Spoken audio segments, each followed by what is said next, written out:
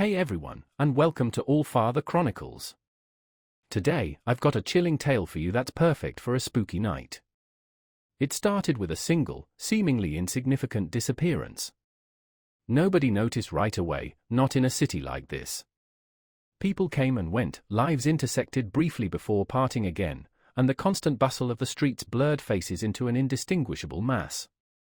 It was a place where the ordinary could vanish, swallowed by the noise and chaos, and no one would care. But then there was David.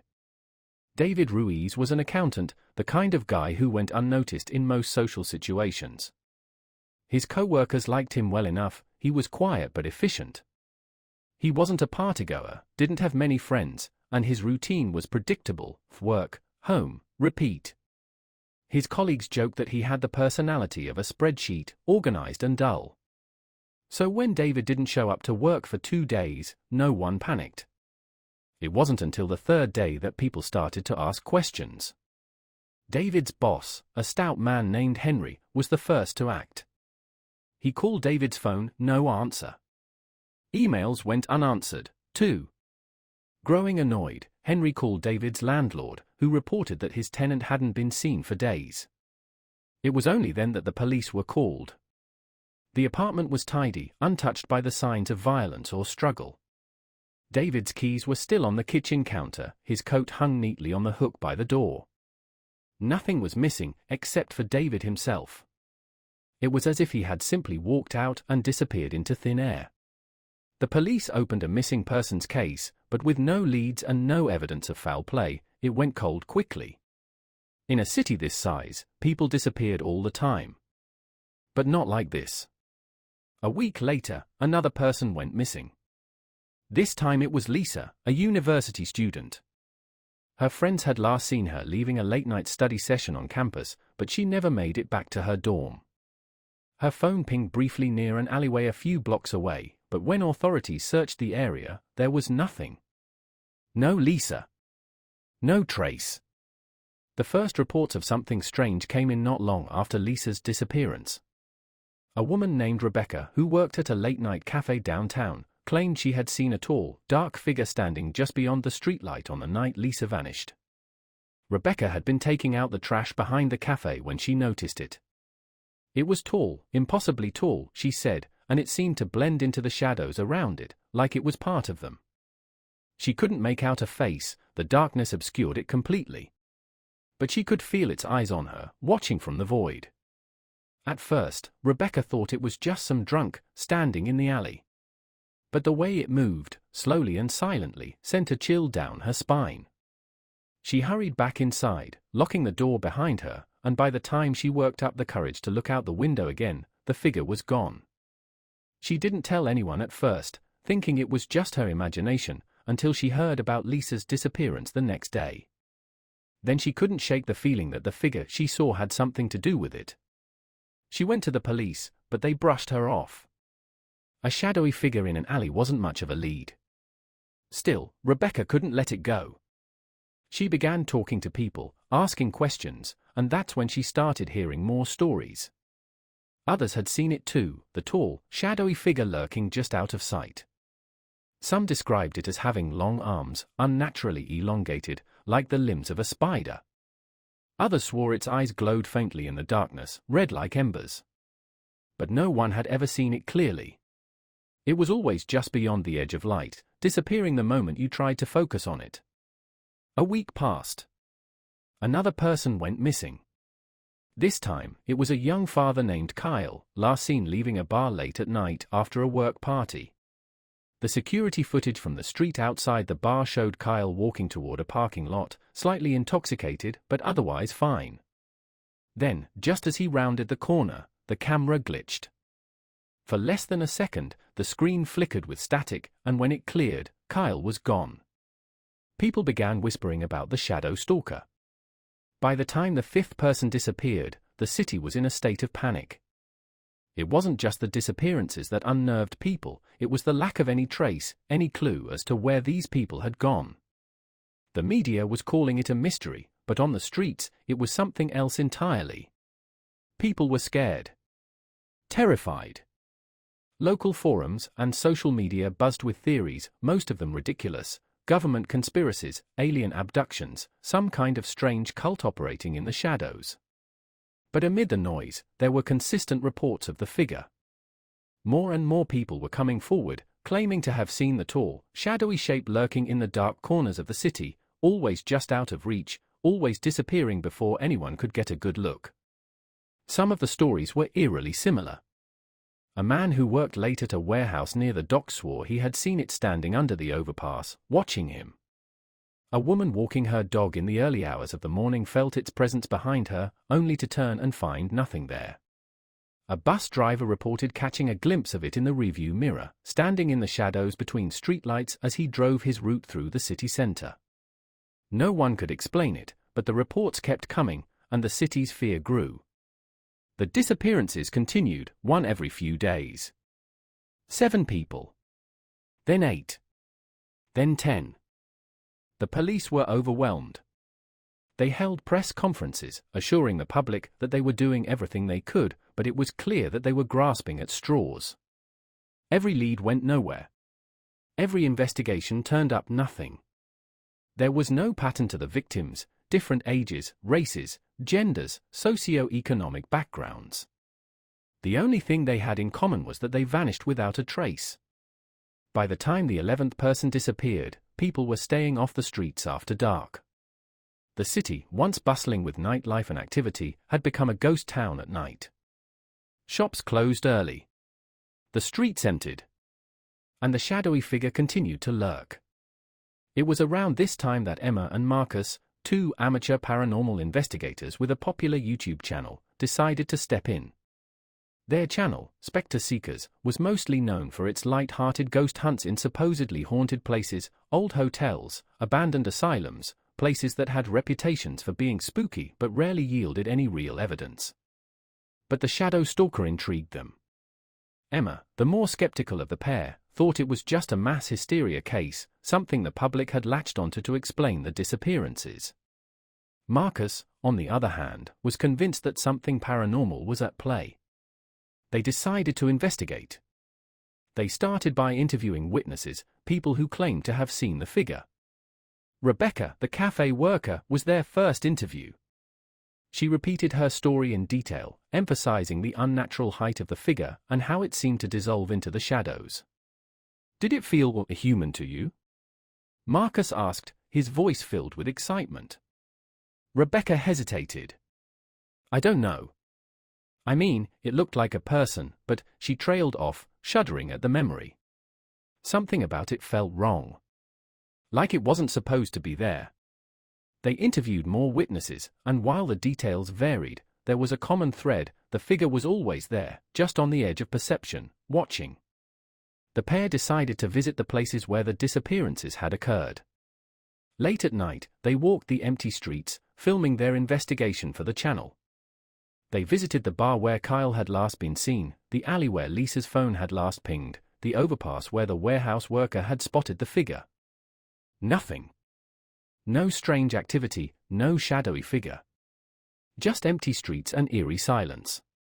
But Marcus was convinced they were onto something. He suggested setting up cameras in different parts of the city, hoping to capture footage of the figure.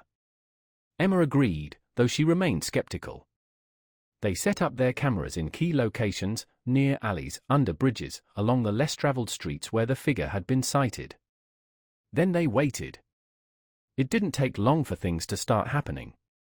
On the 3rd night of their surveillance, one of their cameras picked up something. It was subtle at first, a flicker of movement in the shadows of an alleyway near where Lisa had disappeared. The figure moved quickly, almost too fast to see, but Marcus spotted it during their playback. "There," he said, pausing the footage and pointing to a faint blur in the shadows. "Look at that." Emma squinted at the screen. It could be anything. A trick of the light, a person walking by. No, Marcus insisted, his excitement growing. It's the stalker. It has to be.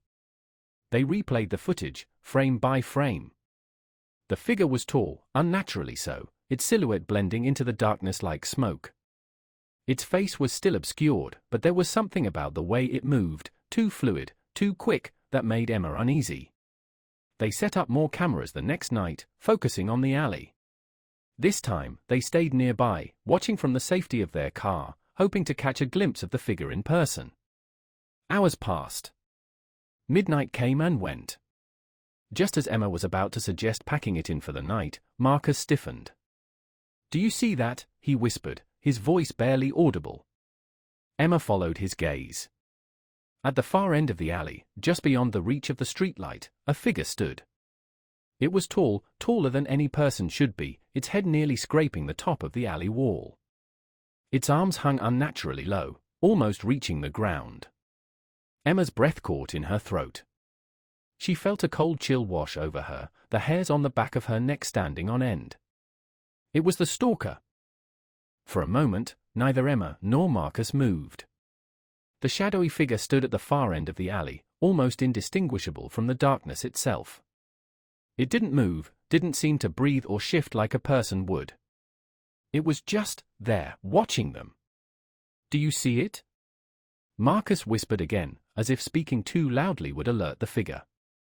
Emma nodded, her eyes locked on the shape.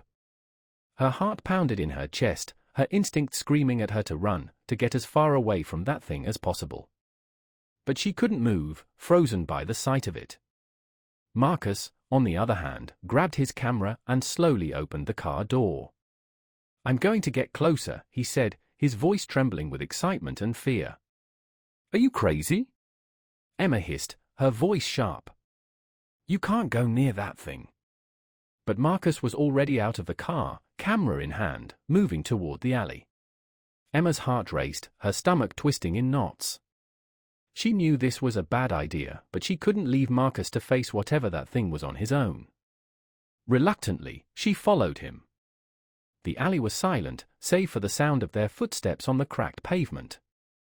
The figure remained at the far end, unmoving, as if waiting for them to approach. Marcus raised his camera, filming as they crept closer. "Do you think it knows we're here?" Marcus whispered, his voice barely audible. Emma didn't answer. She couldn't tear her eyes away from the figure.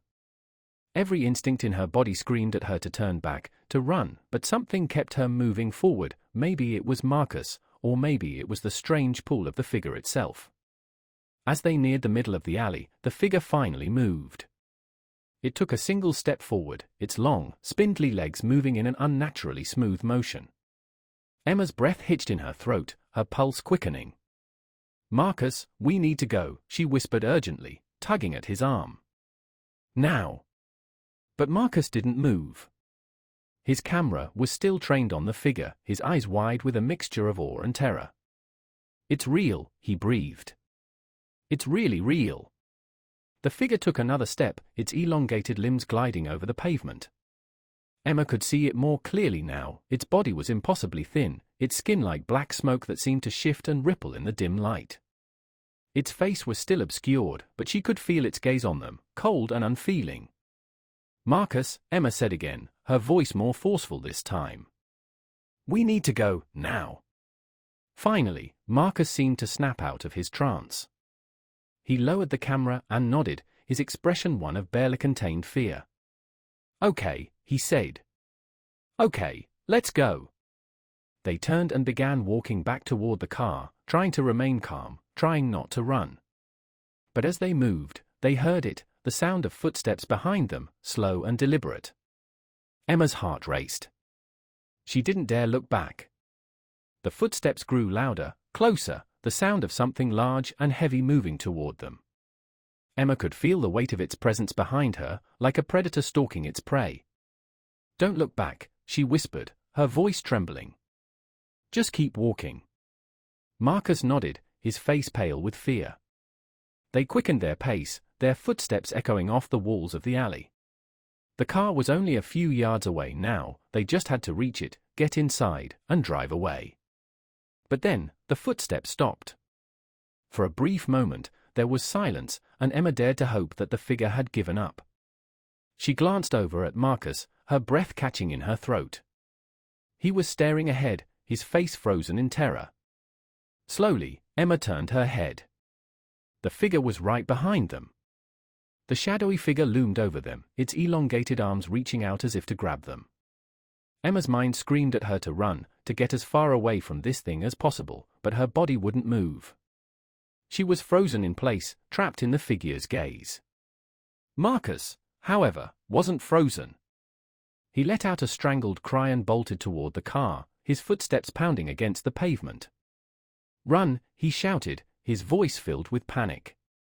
"Run, Emma!" The sound of his voice snapped Emma out of her paralysis. She turned and ran, her legs pumping as fast as they could carry her. The car was only a few feet away, if she could just make it. A cold, clammy hand wrapped around her ankle, yanking her to the ground. Emma hit the pavement hard, the impact knocking the wind out of her. She gasped for breath, her vision swimming as she tried to scramble to her feet. But the figure's grip tightened, pulling her back toward the darkness. "Help!" she screamed, her voice hoarse with terror. "Marcus, help!" But Marcus was already in the car, the engine revving as he desperately tried to get it started. His eyes were wide with fear, his hands shaking as he fumbled with the keys. Emma clawed at the ground, trying to pull herself free, but the figure's grip was too strong.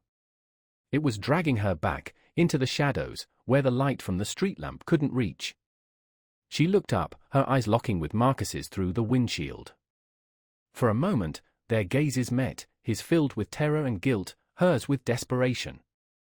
Then the car peeled out, tires screeching as it sped down the street, leaving Emma behind. "No!" Emma screamed, her voice cracking with despair. "No, Marcus, come back!" But the car disappeared into the night, and Emma was alone with the stalker. The figure loomed over her, its shadowy form engulfing her completely. Emma's heart pounded in her chest, her breath coming in ragged gasps as she struggled to break free. But the figure's grip was unyielding, cold, and unrelenting. It leaned down, its face, or what should have been its face, hovering inches from hers. Emma could feel the coldness radiating off of it, the emptiness of its presence. There were no eyes, no mouth, no features at all, just an abyss of darkness. And then, it spoke. Its voice was like a whisper, soft and cold, echoing in her mind rather than her ears. "You are mine now." Emma's vision blurred, her mind reeling as the darkness closed in around her. She could feel the weight of the figure's presence pressing down on her, suffocating her, pulling her into the void. The last thing she saw before everything went black was the shadowy figure, its form dissolving into the darkness, taking her with it. Marcus didn't stop driving until he was miles away from the alley, his hands white-knuckled on the steering wheel, his heart pounding in his chest. His mind was a whirlwind of fear and guilt, the image of Emma being dragged away by the shadowy figure replaying over and over in his head. He should have stayed. He should have helped her. But he hadn't. He had run. Tears blurred his vision as he pulled the car over to the side of the road, his breath coming in shallow, panic gasps. He couldn't go back. He couldn't face that thing again. But Emma. Marcus slammed his fist against the steering wheel, a sob escaping his throat. He had left her behind, and now she was gone. The guilt weighed on him like a crushing force, but the fear was stronger. He couldn't go back. He couldn't face the stalker again. He didn't know what to do. He didn't know how to fix this. And deep down, he knew there was no fixing it. In the weeks that followed, more people disappeared. The city's fear grew into hysteria as the disappearances increased. The shadowy figure was seen more frequently now, lurking in alleys, standing at the edges of the city's darkest corners. People stopped going out at night altogether. The streets became deserted after sundown, businesses closed early, and the city itself seemed to grow darker, as if the stalker's presence was slowly consuming it. The police were powerless. The investigations went nowhere, every lead turning into a dead end. The city's officials held press conferences, pleading for calm, but the panic was palpable. Everyone was afraid, waiting for the next person to disappear, waiting for the stalker to strike again. And it always did. One night, after weeks of paranoia and fear, the disappearances stopped. The shadowy figure was no longer seen lurking in alleys or at the edges of streetlights. The reports of strange sightings dwindled. People began to cautiously venture out again, though the city had been irrevocably changed by the terror it had endured. But one more person disappeared that night. Marcus. His apartment was found empty, the door wide open, his phone and keys left on the table. There were no signs of a struggle, no indication of where he had gone. But those who knew Marcus, those who had followed his investigation into the stalker, knew the truth. He had been claimed, just as Emma had been. And now, he too was lost to the darkness. The city never fully recovered from the terror that had gripped it. People still whispered about the Shadow Stalker, the tall, shadowy figure that had haunted their streets and claimed so many lives. Some believed it was gone for good, that the disappearances had finally come to an end. But others knew better. They knew that the stalker wasn't gone. It was just waiting, lurking in the shadows, watching. And one day, it would return. Because the stalker was always watching. And it never truly let go.